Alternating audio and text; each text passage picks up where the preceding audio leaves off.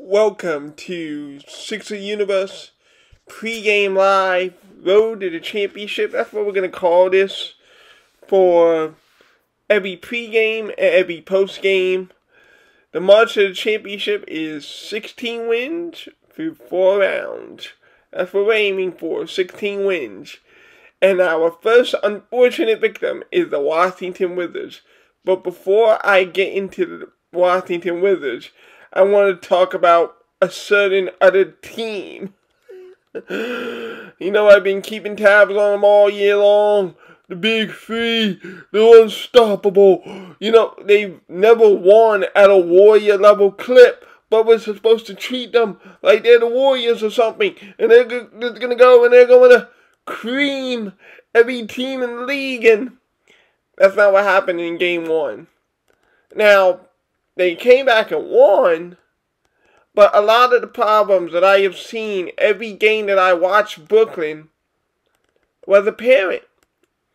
There are 2 things that will keep Brooklyn from winning a championship this year. They have no center at all. Robert Williams damn near put up a triple-double. He had 9 blocks in the game. I think he had about 10 points and maybe about 9 rebounds. Robert Williams was all over the place. Robert Williams. That shows you what the path is ahead for the next front court. Robert Williams.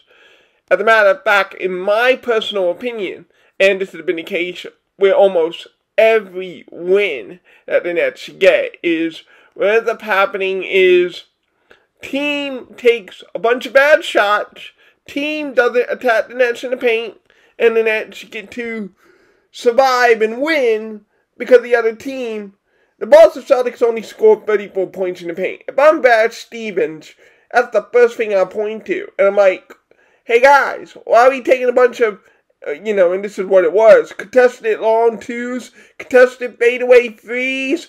Jason Tatum did not help at all in the matter, 6 for 20. And it was a mixed game. There were times when Jason Tatum would attack the rim and do damage. And there were other times where Jason Tatum was like, nah, I'm going to shoot this jump shot. Jason Tatum's desire to be like Kobe is sometimes, it really takes the Boston Celtics out of it. And then with no Jaylen Brown, they can't afford for Jason Tatum to have bad shot selection. And then, poor Kemba Walker, his career is done. Like, literally, he's been nothing this year for the Boston Celtics, except a bad contract on a bad knee.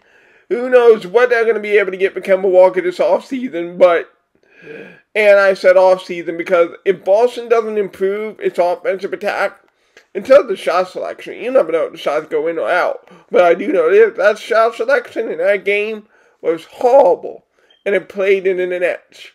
Now, did the Nets have something to do with that, with their scramble defense? A little, but I'm not going to go here and give credit. Again, they're playing a Celtic team without Jaylen Brown, whose point guard is Kemba Walker, and that's a negative at this point. It's not even the same old Kemba Walker anymore, what you remember that name to be. Kemba's trash. Peyton Pritchard's a rookie. They have no playmaking at all. So I do think the Nets in 4, that's going to be realistic, but it's going to be 4 close games. Because Robert Williams was effective. Tristan Thompson was effective. Jabari Parker ended up getting a couple buckets early inside the paint. So I don't think the Celtics could pull it off without adjusting better shot selection. But I think that their defense, I thought the Boston Celtics played great defense. You know, Kevin Durant had to hoist up shots to get to those 32. James Harden had to not only sacrifice, but he was inefficient as well. Same with Kyrie Irving. And that is the blueprint for a team better than Boston. Like, if you're a Nets fan, nothing about this Game 1 victory should feel good, in that you already expected to sweep the Celtics to begin with. But the fact that you're at this level of bad shot selection, your bench is shit. It's worse than our bench. You know, I've been giving props to Bruce Brown and Lee Johnson, for stepping up and stepping in. If I'm going to be honest here, for example, Bruce Brown, I'm not sure if he's better than Burkhan Korkmaz. Same thing with a guy like Tipper Cabarro. You did not see take that Tyler Johnson in this game, but even Tyler Johnson, what's that going to give you? Landry Shamet, sometimes he's really on and sometimes he's really not. So the Nets bench is poor. They have no center. Blake Griffin isn't stopping anybody, and neither is Jeff Green. So yeah, you might sweep the Celtics. I still think you're a weak playoff team. Put it this way. I don't know if the Nets could beat Denver, who lost to Portland. I don't know if the Nets could beat Denver in a 7-game series. I don't even know if they could beat Portland, to be honest with you, in a 7-game series. When we think about the top 4 siege and extending that to the top 6 siege, are the Nets better than the Mavericks? Are the Nets even better than the Lakers? A healthy Anthony Davis, so that's a different conversation. This Nets team is not an NBA title contender in this pool. It's not. Someone's going to beat them in the 7-game series. Is it going to be the winner of Milwaukee and Miami? And that one looks super close. That one looks like it's really going to go 7. Is it either one of those? Possibly. Is it us in the Eastern Conference Finals? Definitely. I am more convinced than ever that you're going to beat that team in 5 or 6 games. It is a total mismatch in our favor across the board. We have the ability to attack mid-range. They can't defend the paint. We have size and verticality. They have none. It is a complete bully ball mismatch. And there's nothing that Durant, Harden, Irving can do about that. We're bigger, we're more physical, and we're more skilled at the point of attack. Yeah, those 3 guys are going to score. I don't know about their bench contributing anything. And our bench has been pretty damn good. It's been up and down. But compared to the Nets bench, it's like comparing nuclear winter and 40-degree weather. We're hotter than the Nets bench for sure. So I want the Nets, I said this before, and I'll repeat it triply. I want the Nets in the Eastern Conference Finals. That is our best road to the NBA Finals. If the Nets are there and we're there, we're winning in 5. We just have so much more defensive firepower, size, versatility inside the paint. And we're not going to take the kind of Jason Tatum, YOLO shots that a low playoff team, 7th, 8th seed, whatever, those type of teams are going to give the Nets and bail them out. That might be the one benefit, in a way, to Ben Simmons, is that we don't take those Jason Tatum shots. That's not in our lineup. Sure, sometimes we'll have the Danny Green transition free, Steph Curry transition free. Honestly, gets on my nerves. But we don't take YOLO shots. Tobias might take 2 YOLO shots a game. Joel Embiid might take 2 to 4 YOLO shots a game. And in Joel Embiid's case, happening more and more, go in.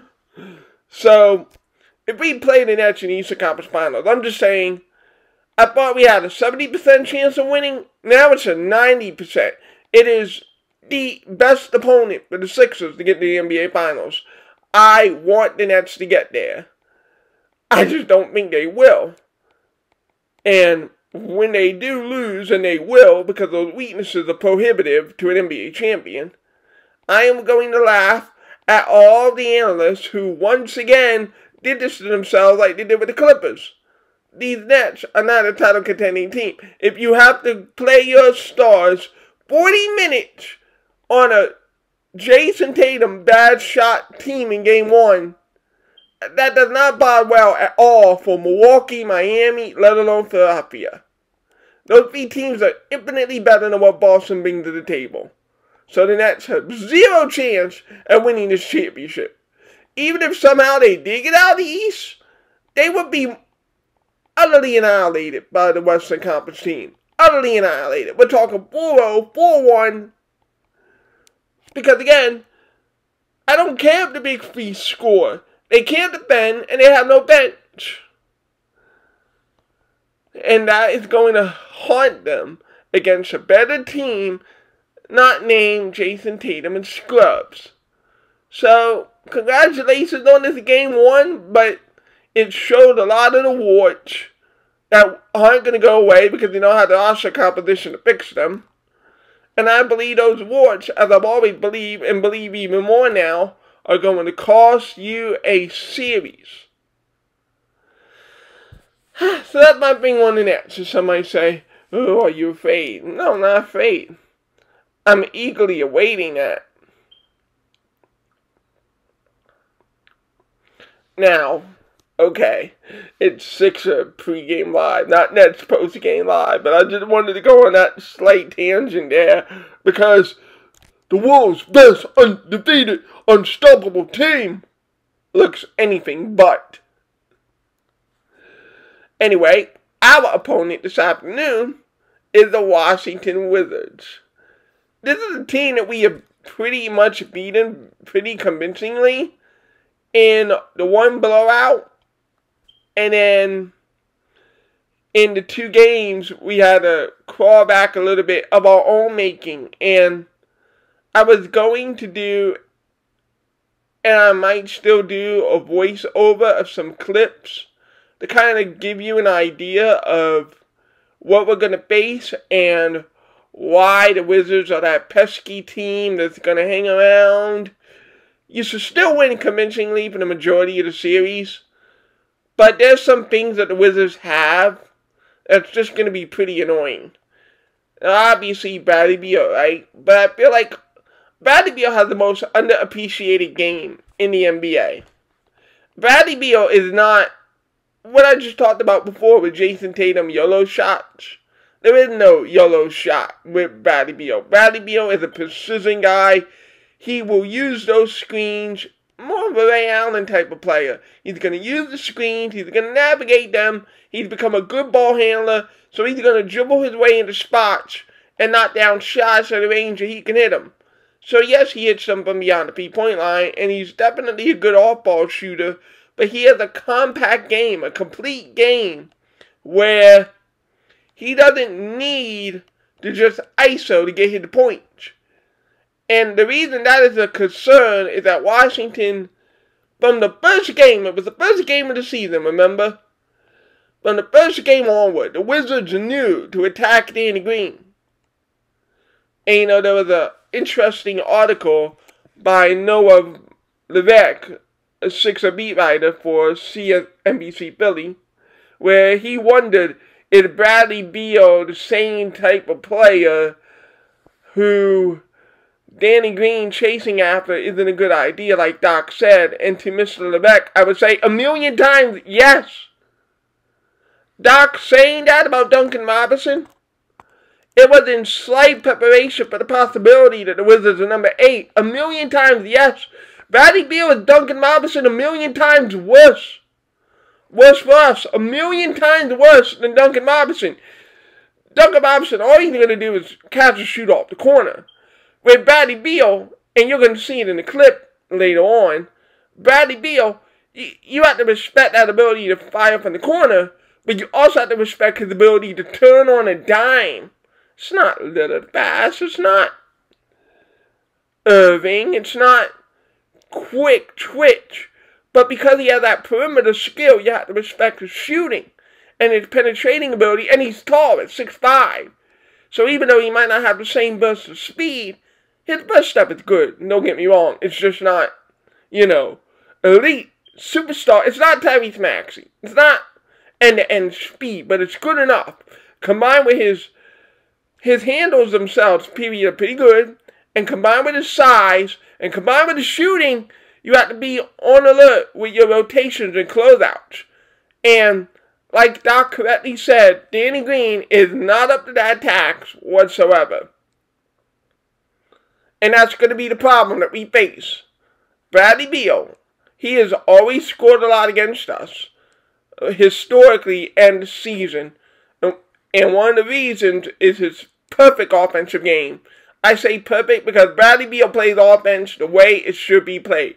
Bradley Beal is the perfect complement to Russell Westbrook. Russell Westbrook takes these wild shots sometimes and kind of shoots you out of the game. The exact opposite of Bradley Beal. Bradley Beal will take good shots in the rhythm of the offense, and the flow of the offense will never really take bad shots.